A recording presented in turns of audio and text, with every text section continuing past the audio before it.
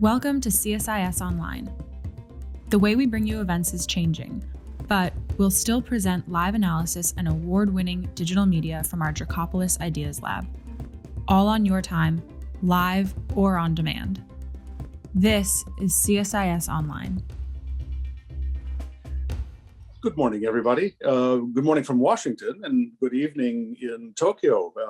Welcome to all of our wonderful friends in Tokyo. You're joining us late, and I'm very grateful for that. It's a beautiful day here in Washington, D.C., and we're starting to see spring, which always reminds me to look forward to the glorious cherry blossoms that were the gift of the government of Japan that have made Washington such a splendid place to live. And we're delighted to welcome spring. It's been a long winter, and very glad that we can again have this conference that we have done now since 2005 with JETRO. And I'm very, very, very proud and pleased that we've been able to do this. My name is John Hamre. I'm the president at CSIS, and my role today is really just to welcome all of you for this conference and to just say a few words before I turn it over to our keynote speaker, and that is Chairman Sasaki, who's I say he's an old friend. He's not old, but he's a long-standing friend, and I'm just so grateful that we have a chance to work together. I would like to just offer a few comments at the very outset. You know, it's very timely that we are holding this conference because there have been some rather dramatic developments over the last year. Of course, for 4 years, we had a President Trump, who was not really a rule maker in economics. He was kind of a rule breaker. He was, he was using things like tariffs in unprecedented ways to try to accomplish political goals. That was unsettling, for a lot of people. Of course, then we've had the pandemic, which really has transformed modern life in so many dramatic ways. But it's also highlighted, the profound weakness of international organizations to be able to deal with really vexing problems like this, especially if there's a political dimension, as there has been with COVID because of China. So that's become an issue. And we have seen a growing competitive tension between China and the United States that has made it quite uncomfortable for our very good friends in Asia, and especially Japan. Japan has been charting a very sensible and confident path forward, and it's been awkward, I think, during the last year. And so what the purpose of this conference this year is to talk about the economic rulemaking in the Asia Pacific. And I think that takes on a much larger dimension, in our collective thinking. It should be a focus.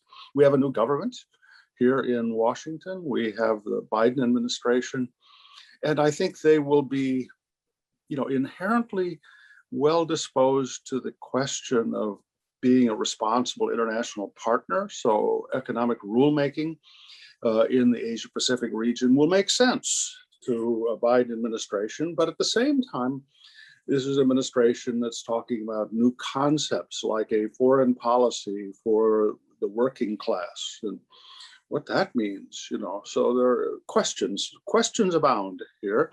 We're going to explore all of that today in this conference, and I'm so grateful that we can do this with our very, very good friends at JETRO.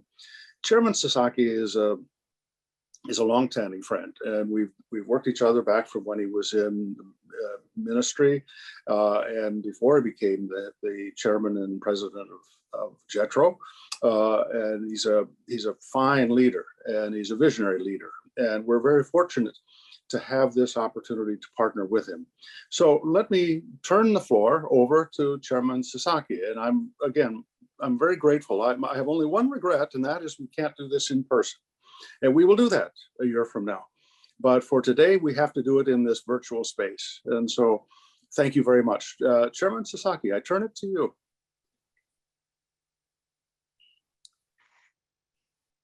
Thank you very much, Dr. Hamlet, for introducing me. And thank you for joining us today. First, I would like to extend my appreciation to President Hamlet and the staff members of the CSIS for all the cooperation you have provided us for today's webinar. The seminar has been held every year since 2005 under the theme of trade in the Asia Pacific. This year, we are holding it online for the first time. It is my hope that the COVID-19 infection is halted as soon as possible, and I look forward to seeing you all in person next time. The last time I took the podium at the CSIS conference hall was in June 2019. Since then, various things have changed in the business environment in the Asia Pacific. The most remarkable change is the intensified US-China friction. Regarding trade between the world's two largest economies, tariffs have been imposed on about 70% of the imports of each country. The US is also strengthening export control against Chinese high-tech companies. This is exemplified by the Export Control Reform Act, or ECRA. Meanwhile, in response, China introduced the Export Control Law in December 2020. Both legislations include regulations on re-exports applicable for trade outside of their territories. There's a growing concern about the impact on supply chains within the Asia Pacific. According to the results of a survey conducted by the US-China Business Council toward American companies in China, 86% answered that the US-China friction has had a negative impact on their business.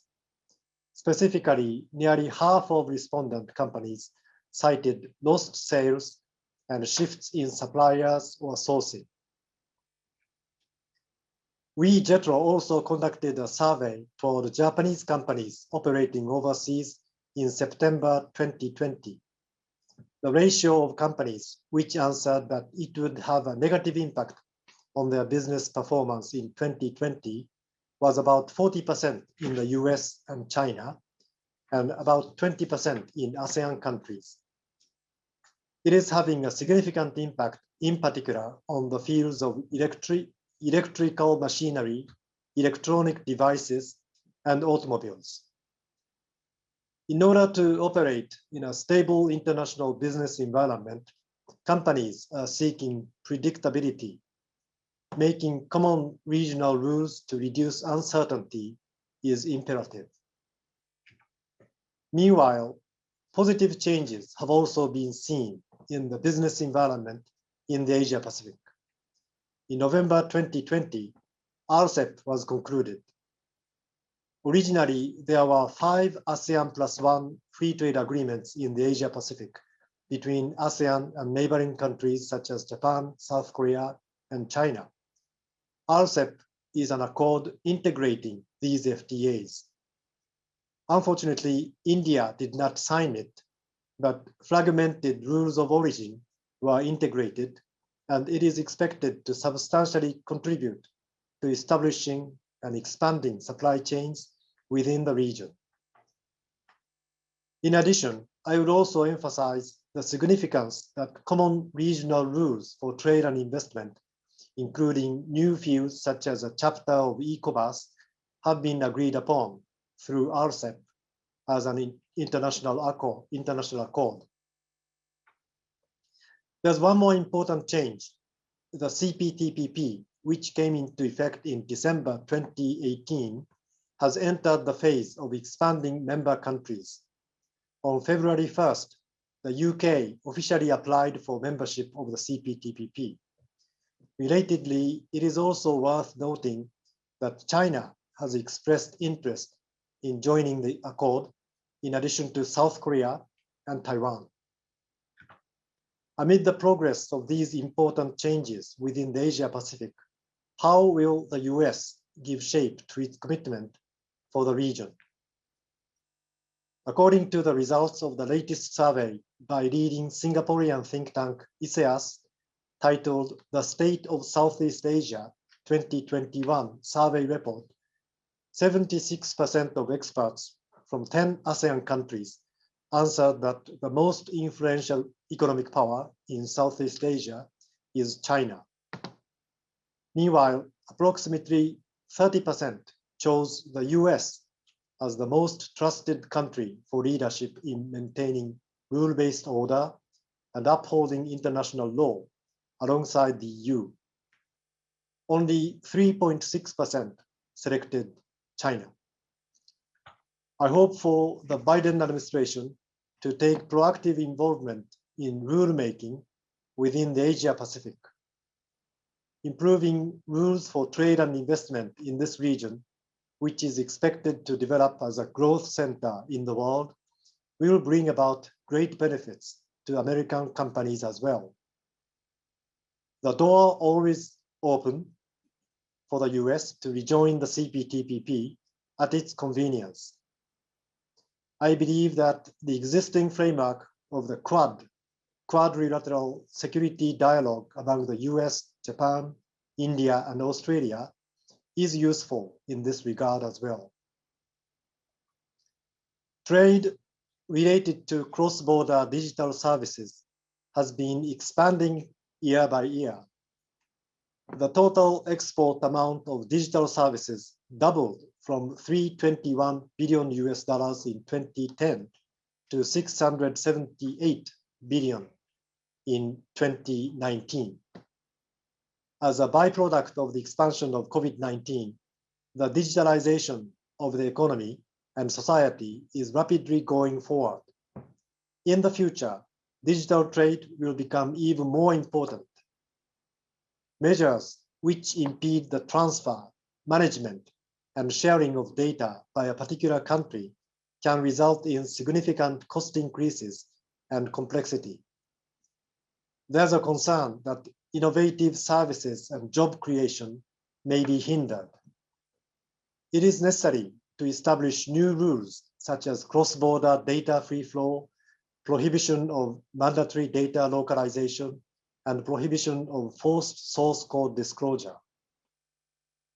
In January last year, a digital trade agreement, even more advanced than the CPTPP, came into effect between Japan and the US. The US and Japan should jointly take the initiative to promote rulemaking in the Asia Pacific involving Europe. In the following panel session, experts in these fields will have a lively discussion on the outlook of the US-China trade war, the path to rulemaking in the Asia Pacific, and the roles of Japan and the US. I would like to finish by expressing my hope that it will be a catalyst for realizing future prospects. Thank you very much.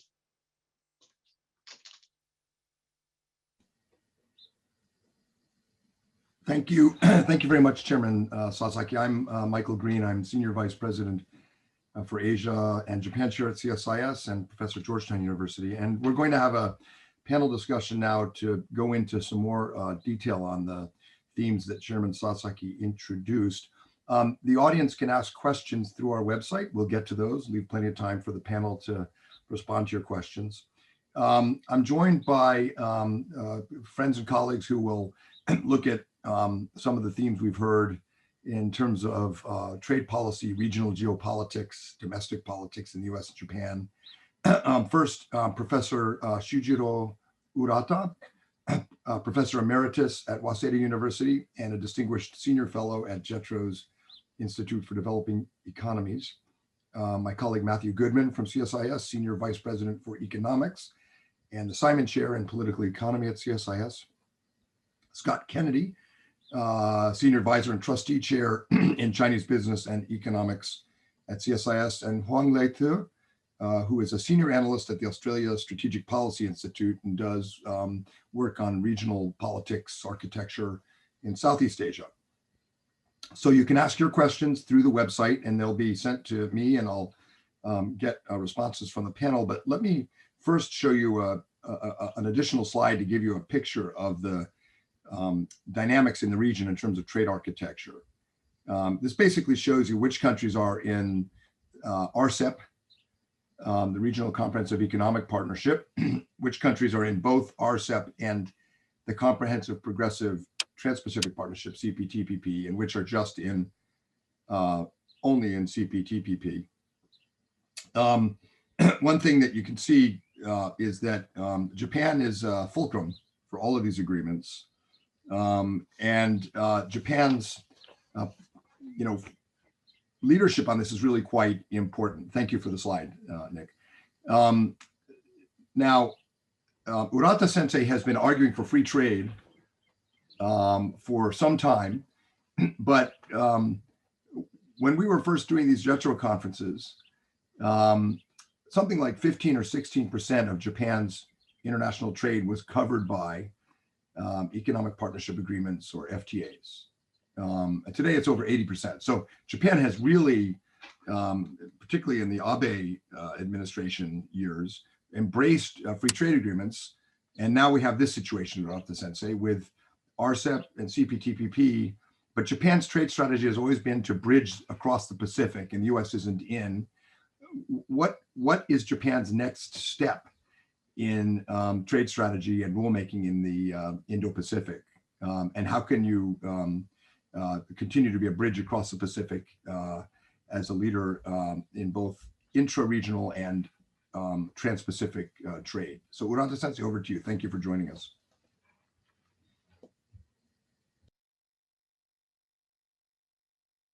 I think you're still on mute, Sensei.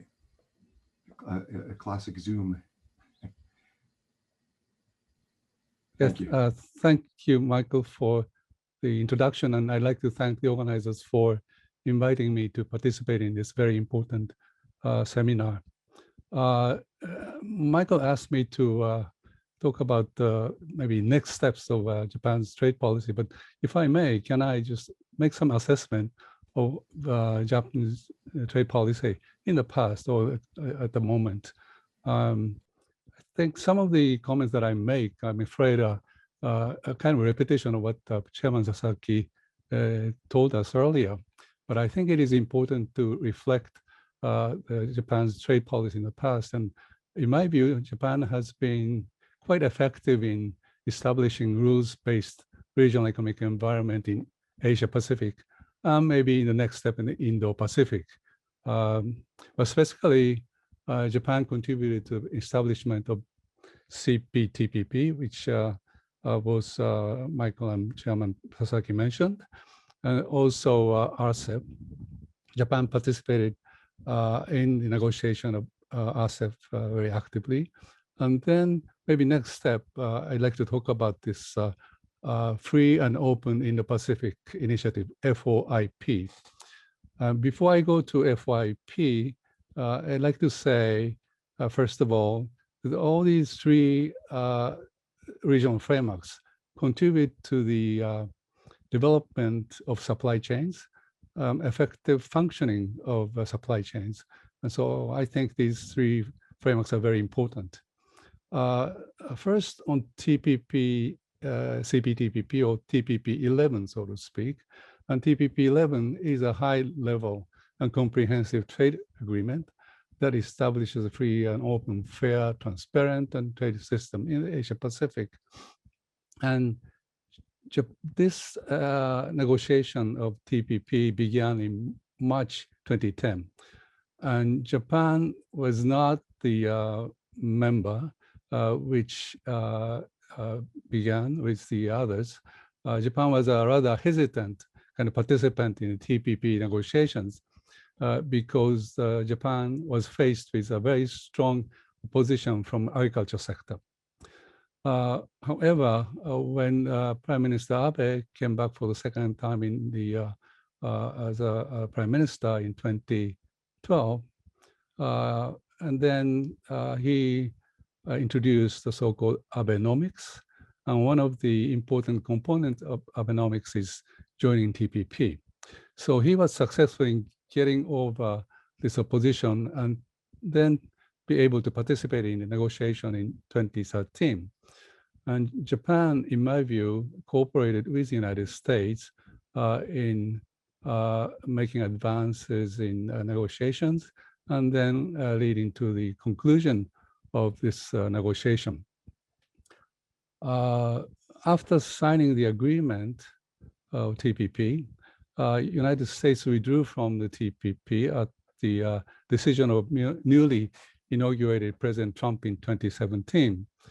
Faced with this aborted TPP situation, Prime Minister Abe, former Prime Minister Abe, took initiative to start the negotiation of TPP 11 and contributed to the conclusion of negotiation. And TPP 11 was enacted in December 2018. Now it's in the stage of expansion or expanding membership. Chairman Sasaki told us about the UK and other countries which approached the TPP members for joining TPP. And I'd like to see the US to come back to TPP, although I think I know some of the difficulties that Mr. Biden faces in doing so. But I'd like to really argue, I'd like to strongly argue that it is very important for the US to come back to the TPP 11. Now, RCEP, again, Chairman Sasaki explained about RCEP, and RCEP is another so-called mega FTA like TPP 11, although this is not as comprehensive as TPP 11, and this is not as high level, so to speak, as TPP 11, but in my view, RCEP also contributes to establishment of a rules-based system in East Asia. And I think there are at least two things that Japan wanted to see in RCEP, but were not included. One is India. India withdrew from negotiation mainly because of a concern about the negative impacts from increase of imports from China. India has a huge trade deficit vis-a-vis China, and India thought that RCEP would increase its trade deficit against China.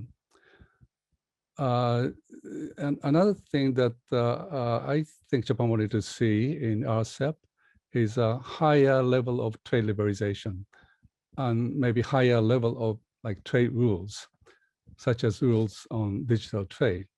So these are things which could be improved in the future. And let me turn to FOIP, Free and Open Indo-Pacific. And this initiative was introduced by, again, former Prime Minister Abe in 2016.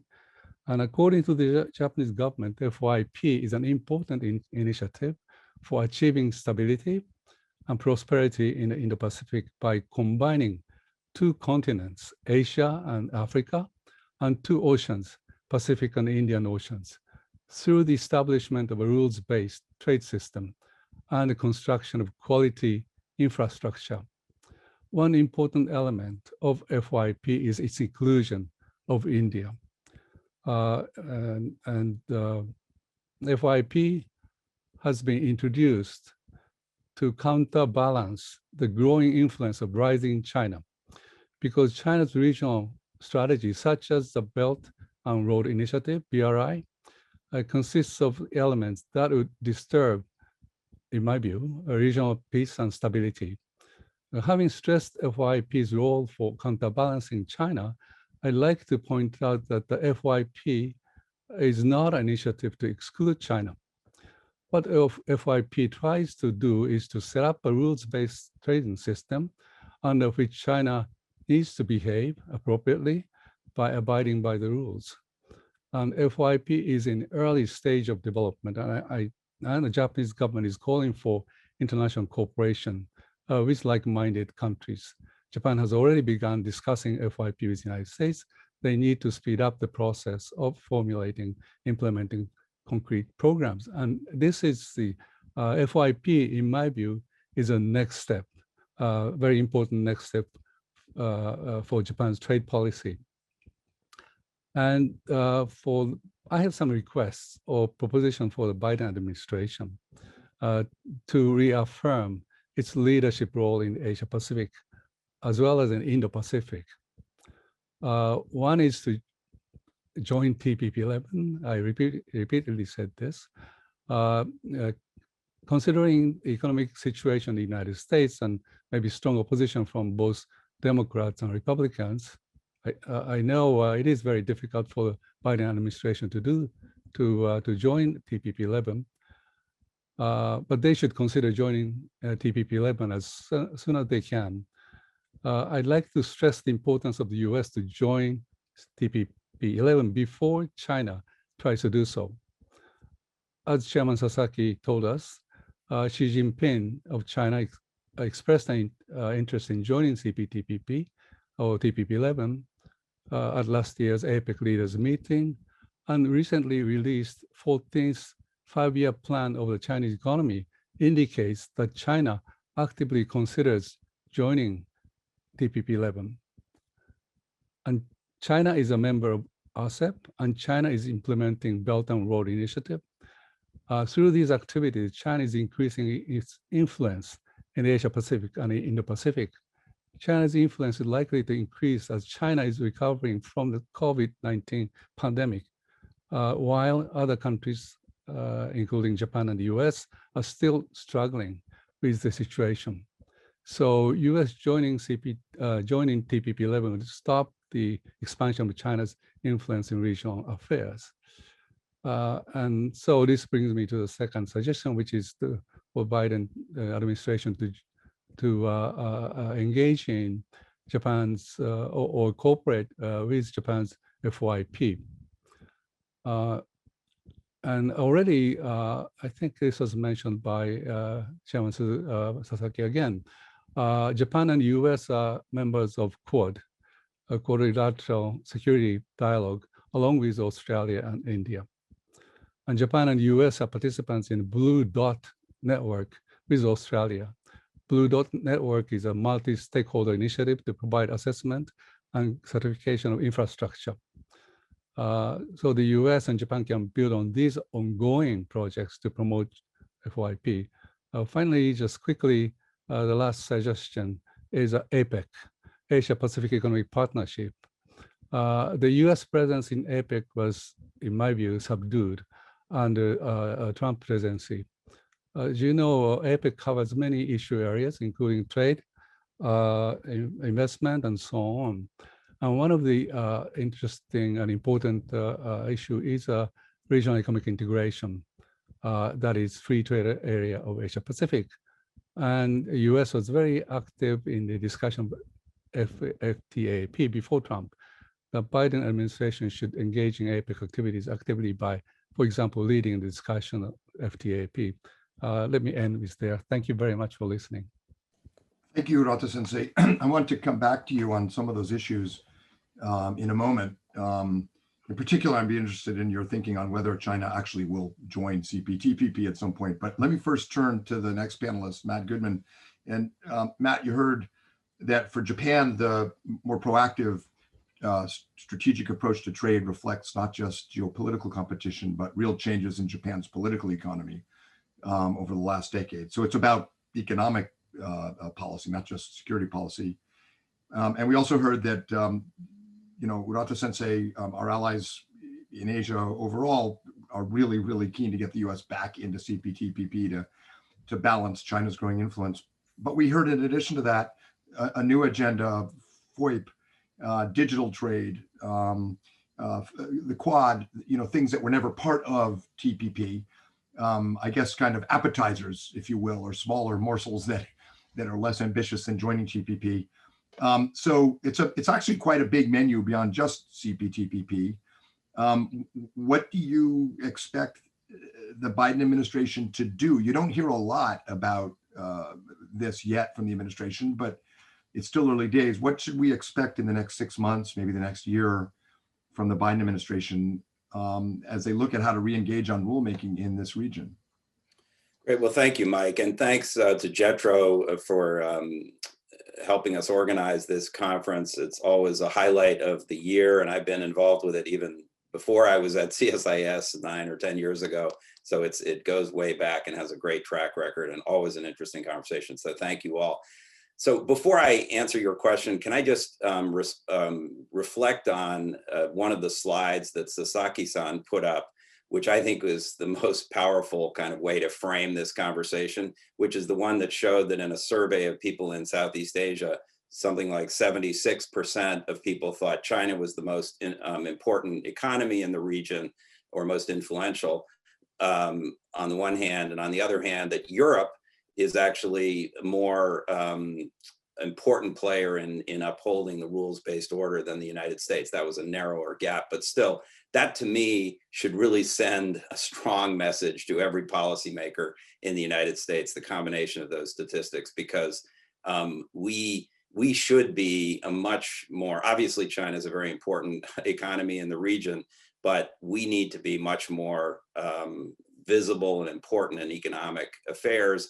And we ought to be much more active in rulemaking and upholding and advancing the rules-based order in the region. So I thought that was a very powerful slide.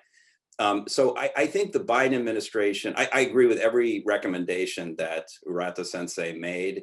And particularly, I think the United States still has a strategic and economic interest in joining, a compelling interest in joining CPTPP or some variation of that agreement, a regional high standard trade agreement in the Indo-Pacific. I just think that's a compelling national interest of the United States. And eventually, I think gravity works and we will eventually get back. But I don't think that's going to happen soon. The Biden administration has made clear that, first of all, their priorities are COVID-19, COVID-19, COVID-19. Once that has been controlled and there's optimism now, I think they're going to be focused on building back better in the United States. And they've made pretty clear that that is going to be their priority before they re-engage in big trade agreements like TPP. So I don't think we can expect them to early sign on. I think there is a greater than zero possibility, but a very low one, that President Biden, when he goes to the APEC summit in November, and by the way, the verb goes, depends on, the New Zealand hosts have said it's going to be virtual, but I'm still hoping that it might be a live event still. But in either way, when President Biden appears at APEC, I think he's going to be under a lot of pressure to say something about TPP. And so I think there's a possibility that he'll at least indicate a long-term interest and then say, but meanwhile, let's do some other things. And that's where your other ideas, Urata Sensei, and some of the things you mentioned, Mike, working on digital issues. And I say issues because it may be that the best answer is to try to negotiate a trade agreement on these issues. It may also be that the trade agreement's kind of not sufficient to deal with all the digital economy issues that are out there with respect to data governance and competition and cyber issues. There's a whole bunch of issues in the digital domain that a trade agreement may not be sufficient for. And also, may be too rigid for, because this world is changing so fast that a set of fixed trade rules may not be the right answer. But that should certainly be on the table and one of the things that could be talked about. But this whole space of digital economy, definitely something that I think the Biden people will be drawn to and should, because there's a lot going on in Asia that they can latch onto in APEC, in trade agreements, and in other activities. We're doing a lot of looking at my program, we're looking at the data governance story and what's happening in Asia, by the way, with support and from Jetro, so thank you for that. I think that's one area. I think infrastructure is another possibility. This Blue Dot network that Urata Sensei mentioned, sort of high quality infrastructure investments, a good idea in principle. It had some real problems in detail. There's a lot of devil in the detail that the Trump administration didn't really flesh out, but I still think it's in principle a good idea for the US, Japan, and Australia to work on that. And then there are a range of other things the US and Japan could work on together cooperatively on technology, on climate related issues, And on, by the way, big issue of subsidization is still out there. I know we've sort of forgotten about that, but China, massively subsidizes national champion industries, causes overcapacity in the world economy. This is a huge issue for us, for Japan, for Europe. And there was a helpful, I think, productive trilateral conversation among those three big economic powers in the Trump administration, one of the best things they were working on. And I think somehow that needs to be revived. So there's a lot to work on.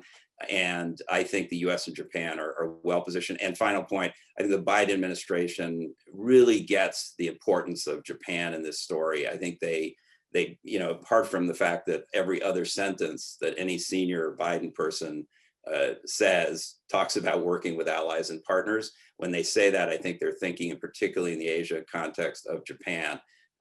Because of the things that Urata Sensei mentioned that Japan has done recently, and because of its, and TPP and so forth, and because of its ability to work with us on all the issues I mentioned, not to mention all the areas of security and diplomacy that go beyond our remit today. So I think there's a huge opportunity, and the Biden people will want to seize it. When you and I, Matt, were interning in the Japan desk at USTR back in was it the Hoover administration, I think, or Harding, I forgot. It's towards the end of the Cold War, let's leave it that way. Polls showed that Americans were more afraid of Japan's economic threat, than Soviet nuclear weapons. And Chicago Council polling is very famous for this, and Gallup too. But today, Japan's among the top most trusted economic partners in the US. And in our interactions with Congress, it's pretty obvious they want to work with Japan on some of these issues. Not necessarily CPTPP, which is a pretty heavy lift, but digital trade. There's also talk of some kind of environmental goods trade agreement.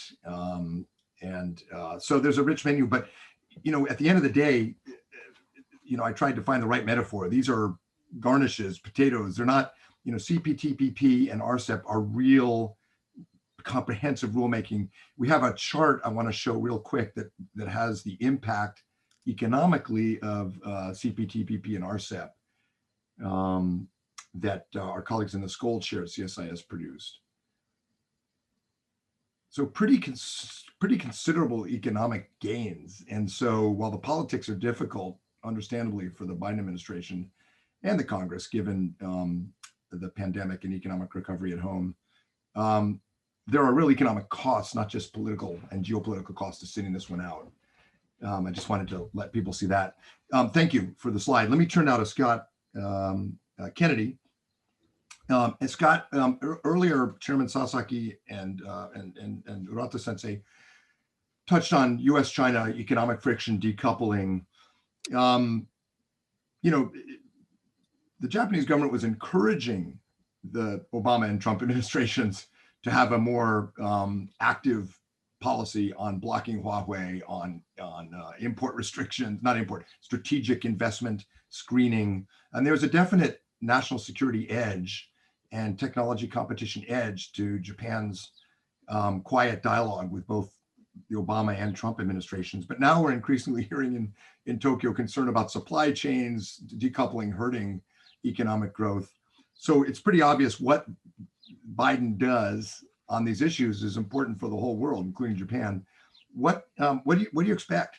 I asked Matt about trade policy. What do you expect from the Biden administration on this broad, set of issues we call decoupling, export control rules, the new commerce authorities, tariffs? So far, at least in the first 100 days, it looks like Team Biden's not going to change course. But what do you expect down the road on this? Sure. Well, thanks, Mike, and thank you to JETRO for inviting me to participate and for being a partner with our program.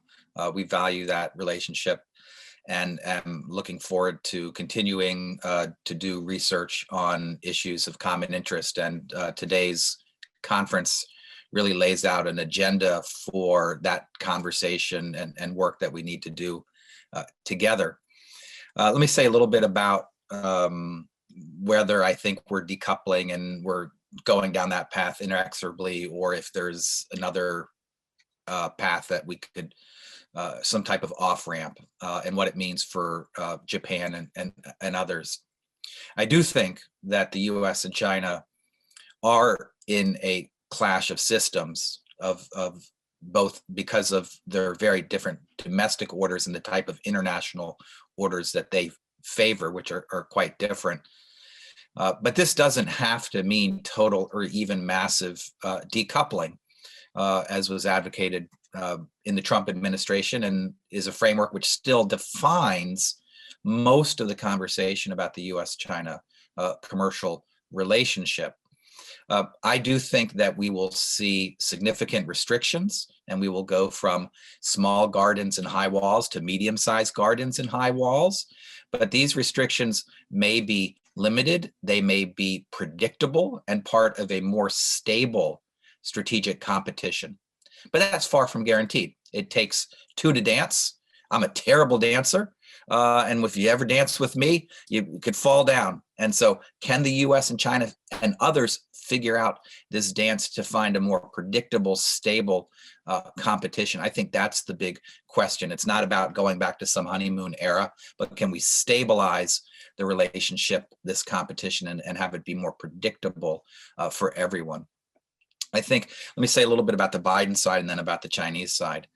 There obviously is a lot of pressure not to change course. Trump initiated hundreds of actions against China in the last year alone, 200 plus executive branch actions in 2020 on China. Congress was more active in the 116th Congress, which ended in December. We counted 467 individual bills on China, introduced by both Republicans and Democrats, Republicans mainly, but Democrats too, on all sorts of topics. None of these were panda-hugging bills. 15 passed, and many will be reintroduced.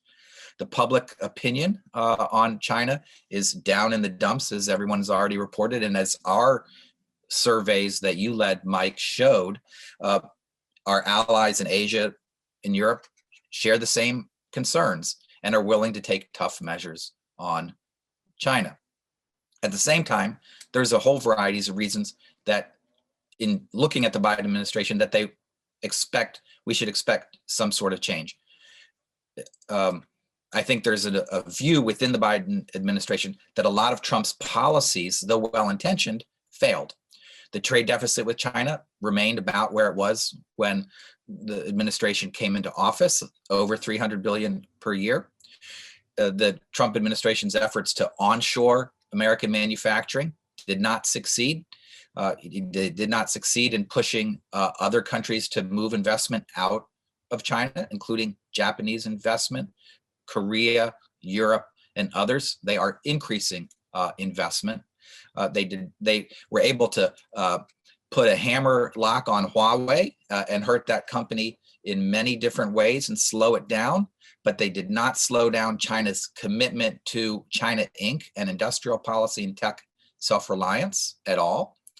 And so all those things set up reasons for change. I think in addition, fundamentally, I think top to bottom in the Biden administration, there's a core belief in the values of market democracies and the liberal international order that supports them. I think that distinguishes them from the Trump team. And so I think you're going to see internally, as others have said, an effort to strengthen US democratic institutions, our economy, build back better, the social compact between the American citizenry and our government. Great deal of domestic coordination amongst different branches of the government. So we have one China policy, not five. Greater discussions and coordination with stakeholders. But as this conference wants to focus on, much greater effort on alignment with our allies, bilaterally, plurilaterally, multilaterally, to have the US be a rule maker.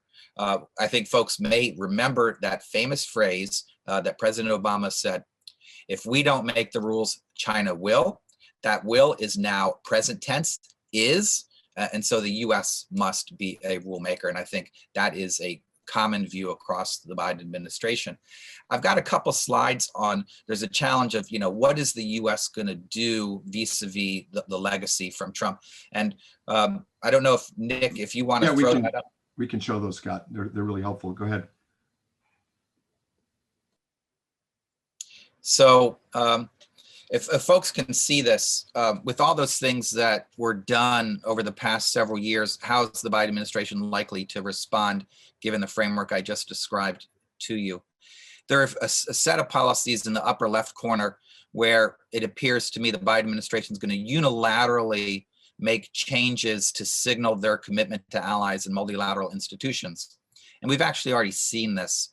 They've gotten out of the way of the appointment of the new Director General for the WTO, rejoined Paris, rejoined the WHO, recommitted US troops in Europe and Asia, suggested they want to continue or restart the nuclear accord with Iran. They also just recently put aside or suspended tariffs with Europe regarding, Airbus and Boeing and wine and et cetera. There's another set of, and so I think we're going to continue to see that. There's a set of policies where they're also not going to negotiate with anybody to any large extent that are going to be tougher. And I think that applies to issues of human rights with China on Hong Kong, Xinjiang, other issues. And I think it's pretty clear, given the direction China is going in these areas, which is not good at all, we're going to see even much tougher US policy actions in these areas, including on Hong Kong. I do think if we look to the right side in the top box there, there's a set of policies and issues which the Biden administration could potentially make to expand, to stabilize the relationship with China.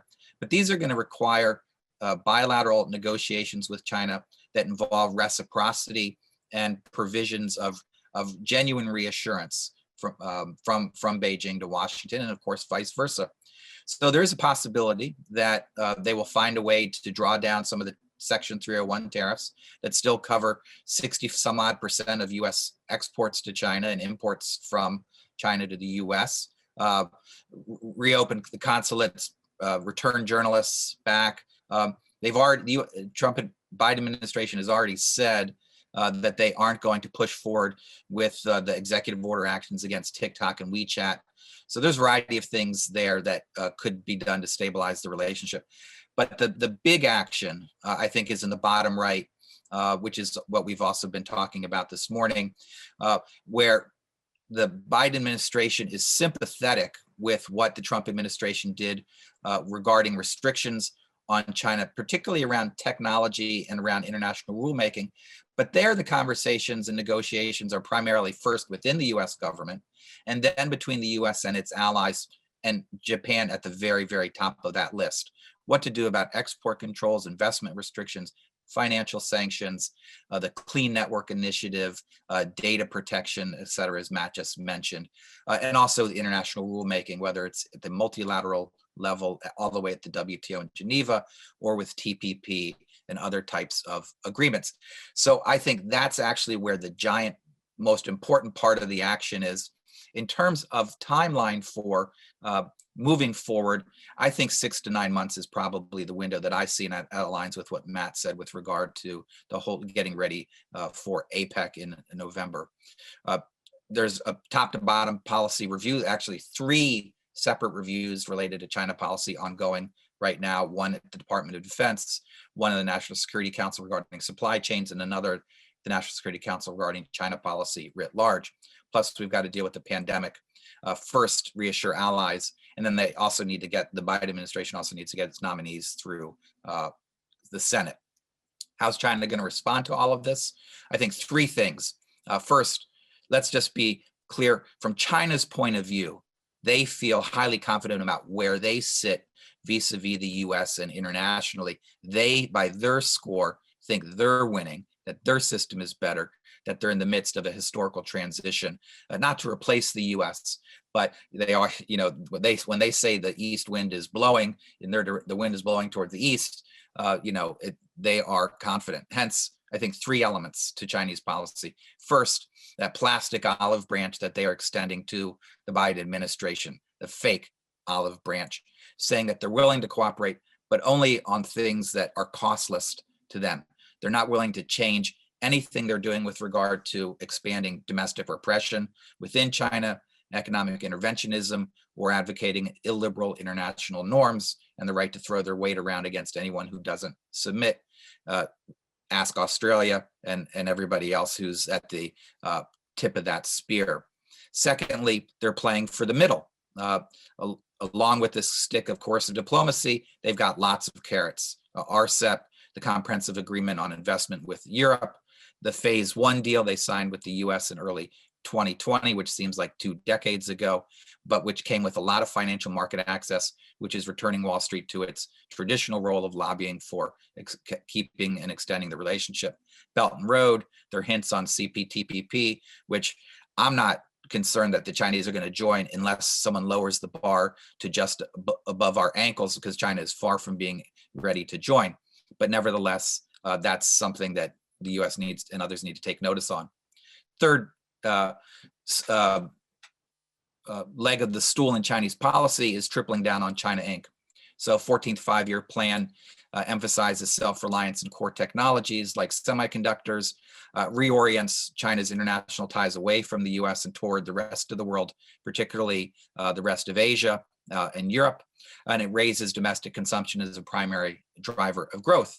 And China wants to push international rules and norms to sustain this illiberal order at home and internationally.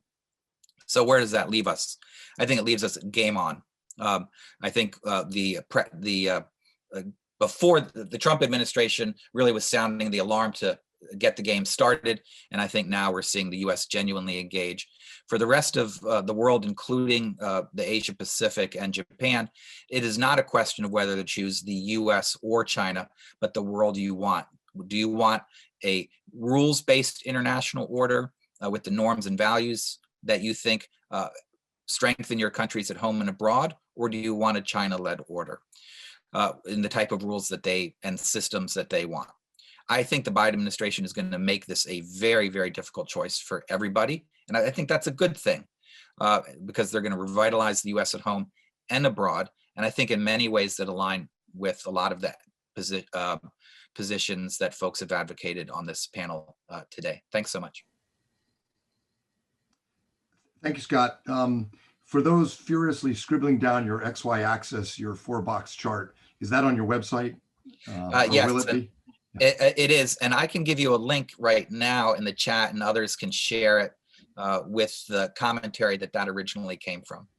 And the survey you're referring to, just so everyone knows, is the survey we did at CSIS last September that asked thought leaders in business, national security, religious affairs, labor, and so forth about China policy, and in the US, but also in Europe and in Asia. And it showed a pretty strong convergence around the idea that that there will be some decoupling on tech, and especially with respect to Huawei and other firms coming into 5G markets, and a little more nuanced position on export controls, management supply chains, suggesting that you can unilaterally block companies from entering your market, but when it comes to setting up export control rules for China, you can't really do that unilaterally without hurting your own companies. It's got to be a multilateral or plurilateral effort, Japan and the US, Europe in particular. I think that's on the agenda for the Biden administration. Let's turn to Huang, who's looking at this from Australia, looks at Southeast Asia, but sits in Australia. And Huang, this has got to be unnerving for our friends in Southeast Asia, this talk of decoupling, supply chain splitting up. For Vietnam in particular, the US not joining CPTPP means that the relative weight for China is so much bigger. How does it look to Southeast Asia? Do you think that ASEAN, Southeast Asia has agency in this? Can they shape this debate about architecture on the economic side, or is it really up to the bigger economies? For sure. Thank you, Mike. And I'd like to thank CSIS and Jethro and yourself, Mike, for inviting me to this panel. I think Southeast Asians' economies and their level of development are quite diverse. So their view and their strategies towards the US-China decoupling are quite diverse as well. And I'll talk a little bit more about Vietnam in a minute, but I just wanted to draw back that ICES survey, the regional Southeast Asian survey that has been conducted by Singaporean think tank, the Institute of Southeast Asian Studies in Singapore, that has looked at the regional views for a couple of years now. Now, when the rhetoric about the decoupling and trade war started in 2019, the majority of survey respondents didn't know what to think about, and almost 40% of the overall all Southeast Asian countries thought that the impact of the trade war is yet unknown to their own country. But that view changed in 2020. Already we see the majority of respondents thought that the long-term and short-term effect are negative. So we had, in cumulative respect, we have some over 50% of respondents across Southeast Asia thought that about the trade war effect as negative, whether it's short-term or long-term. And now very few thought that it's not, their countries are not going to be affected at all. So it only dropped to 14%. So the changes were quite significant in that year. And I think in general, even though, as I said, countries have very different views and strategies towards decoupling, I think in general, there was quite a level of discomfort among the Southeast Asian countries because, every economy had its place in the global supply chain. Let's say Cambodia had its role in garment production, Singapore had in logistics and so on and so forth. And when President Trump introduced the trade war and decoupling, it was very unclear for everyone.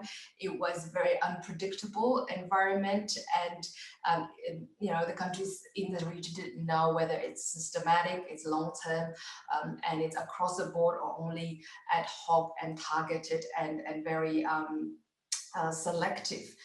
So I think in general, the views had been quite unpopular about the trade war, and that affected the Southeast Asian perception of the US in general.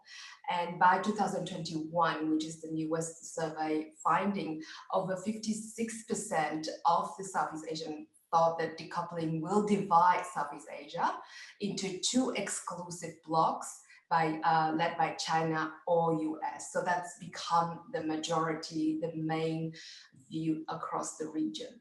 I think Vietnam has really stand out in this in a way that a lot of reports say that Vietnam had been the biggest beneficiary of the trade war, in a way that it had been able to secure a lot of companies transitioning to Vietnam. And Japan is among those leading ones that really the government even support that move. But I think, that's one way to look at it.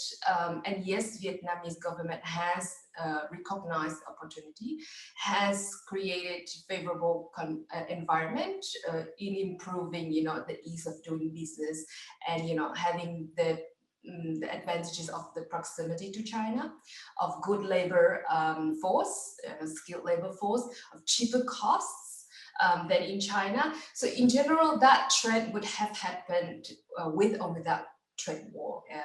But of course, the US-China competition has speeded that up.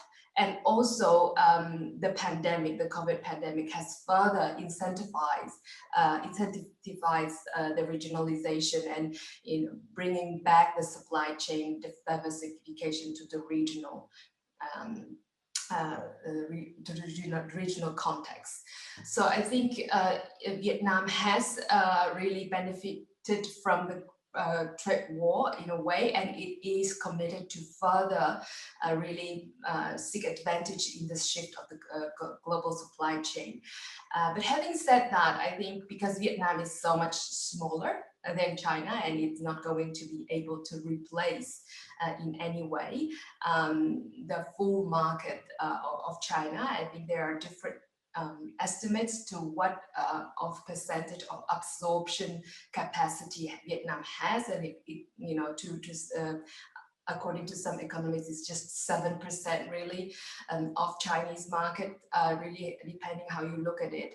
And while, for example, Thailand and Indonesia, and even to some degree Malaysia, had looked with envy on Vietnam's recent gains, I think it is really, the market, it is for Southeast Asian economies, it's enough for everyone to really stand up to that a share of pie from the China's market. So I think it's going to be enough for all the Southeast Asian economies to gain from that decoupling if they are committed to take advantage in also opening up and making the business environment easier to operate.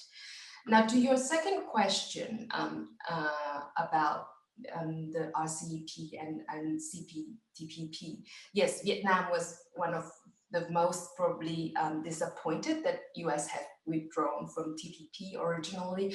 Vietnam has great incentive in joining the TPP in the first place because of the US market, but also for its geostrategic considerations as well, because economic national economic power as well as independence from China and China's orbit, so to speak, had intensified the push for joining TPP. Now the two, you've shown in the previous slide how they differ in terms of size, in terms of share of world, GDP and population. They're very two different blocks. And one, I would characterize the RCEP as intra-Asian, intra-Asia Pacific. And that's really an important point to make because I think it has additional diplomatic value with the finalizing of RCEP late last year, which was also under Vietnam's chairmanship of ASEAN. And it reaffirms, in a way, ASEAN's centrality in this economic architecture. It was originally ASEAN's idea, and it was built on the originally construct of based on bilateral sets of bilateral FTAs. So really, it includes it's East Asia centric, right? So to a degree, some could argue that finalizing RCEP is actually confirming that Asia Pacific is well and alive, whereas the Indo-Pacific is not so well because we don't have US, we don't have India, in either of those packs.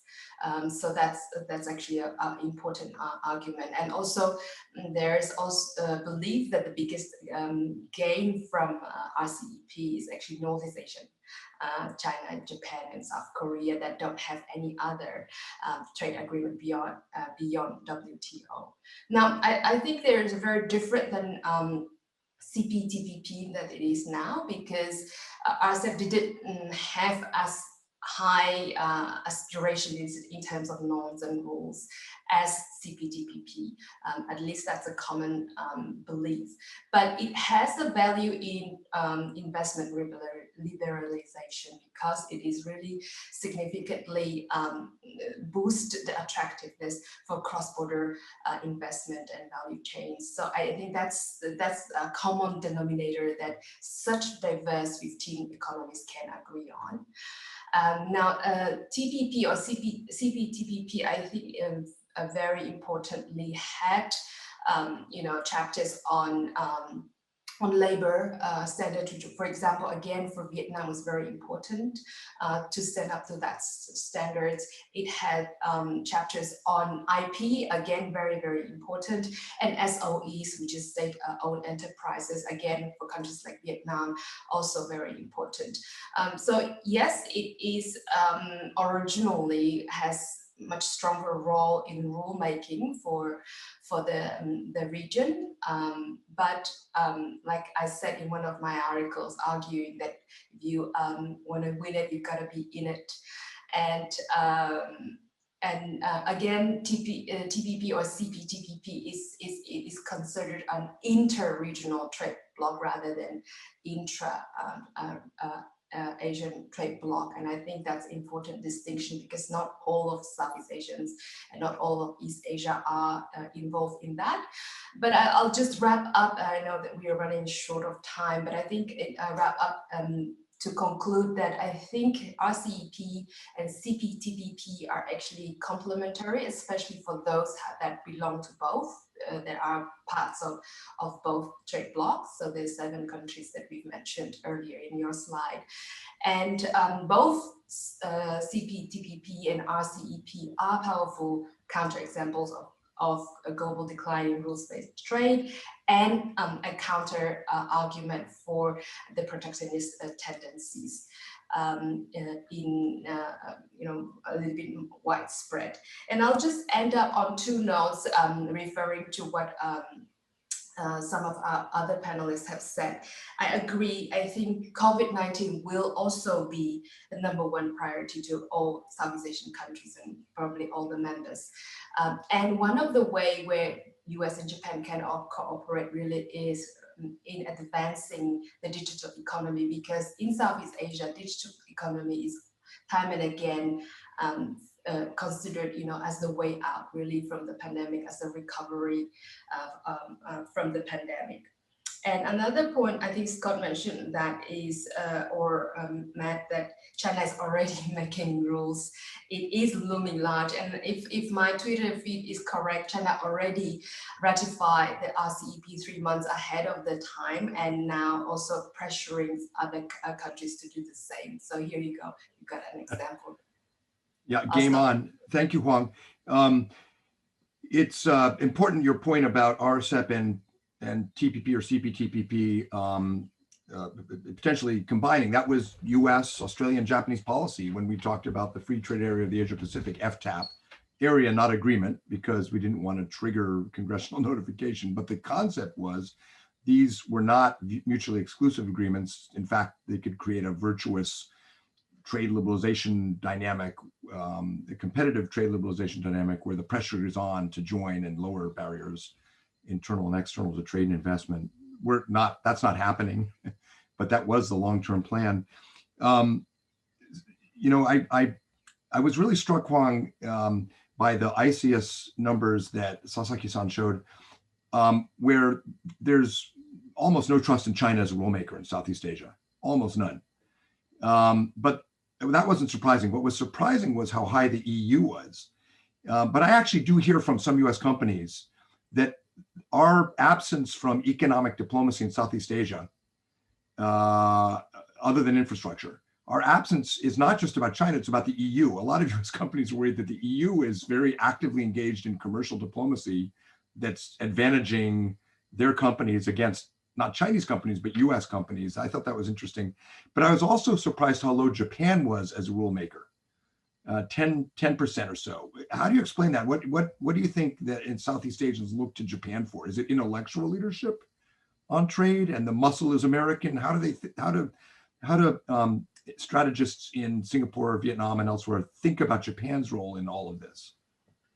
Yeah, I think it was an interesting gap because Japan is, in the recent years, the findings showed that Japan has the highest level of trust in Southeast Asia and probably increasingly in the great power competition, especially its most reliable partner and most preferred partner of choice, so to speak, in South Asian language. So it was interesting that in terms of rulemaking and trade, it ranks so low. I think there might have been, I would explain it in looking at the traditional stereotype of protectionist tendencies, and I think that obviously is maybe a little bit of lack in terms of the reality changing and some remaining kind of perceptions there, but.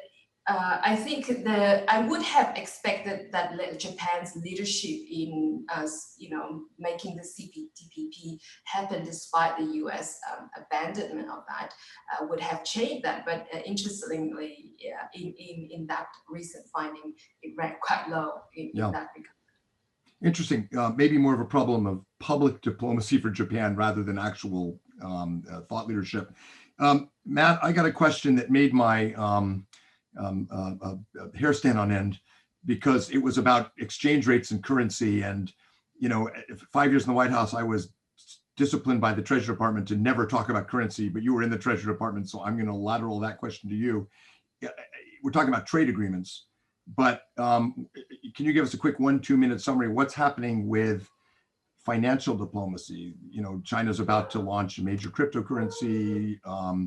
What's going to be the dominant currency for trade in this region if this continues? How do you see the Treasury Department piece and Federal Reserve Bank piece of this picture? Sure. Well, first of all, on the trade dimensions of the currency story, I mean, there's been a gradual evolution or a creeping into trade agreements of currency rules. It was always the Treasury that I worked for would always push back on the notion of putting currency into trade.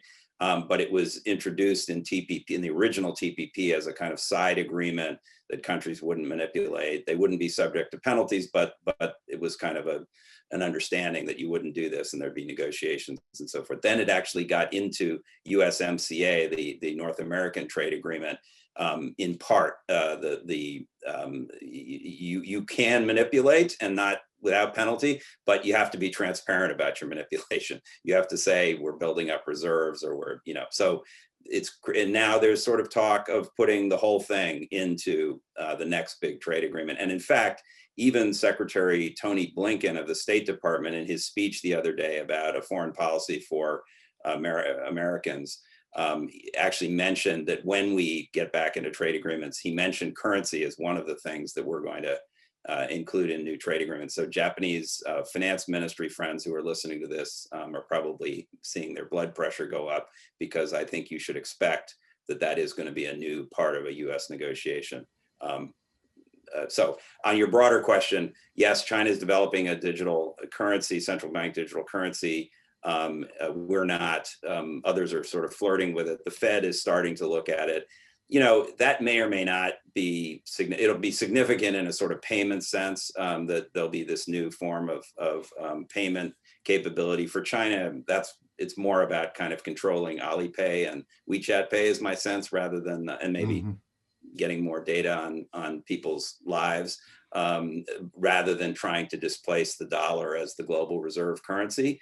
But they'll push it out with Belt and Road projects and so forth. And it could ultimately have some impact at the margins. Just for what it's worth, final point. I mean, despite everything, I think the dollar's preeminence is not an immediate threat. I think there are actually bigger things that would threaten it, like overuse of sanctions, or just our general profligacy or irresponsibility as a safe haven and so forth. But I don't think the cryptocurrency things by themselves is going to undermine the dollar's role. But it's there's a lot going on. So Scott, there are a couple of questions I'm going to summarize in this way. China's talking a big talk about rulemaking, joining CPTPP and so forth. But in reality, you saw the ICEA survey. What was it? 3-4% of ASEANs think trust China on rulemaking. And you're closer to it than I am, but I look at Chinese economic policy. I see a lot more rent seeking than what political economists would call hegemonic stability, setting rules to influence the whole system. So shouldn't we be a little skeptical about where China really is going on the rulemaking piece of this? Not to take the heat off the Biden team, they've got to do something. But is China really making rules, and if so, is it defensive, or is it really defining the system? I think on TPP, there's less fire than smoke. And I think the Chinese aren't really anywhere close to being able to join TPP. And I understand why others, including those in Japan, are mentioning it. They want the US to feel some pressure to re-engage. But on other areas, I think the Chinese are interested in making rules that sustain their regime and illiberal ones like it. So with regard to data governance and spreading the idea of internet sovereignty, playing a much greater role in setting technical standards that then benefit their companies and industries and manufacturers, in rules regarding public health and provision of other public goods. they want to have a much larger say. It's a different type of rulemaking with states firmly at the center, with nonprofit organizations and others not having the kind of voice that we think that one should have. So I think we, in some areas, really need to take them seriously, and in some areas not. Remember, China's, as the data shows, most countries' #1 trading partner. They are not shy at all about trying to use that economic weight to both, play the game to their benefit, but also try and change the rules in their favor. We're at the end of our time. This is such a big topic. If we were in person, we would spend hours on this and barely scratch the surface.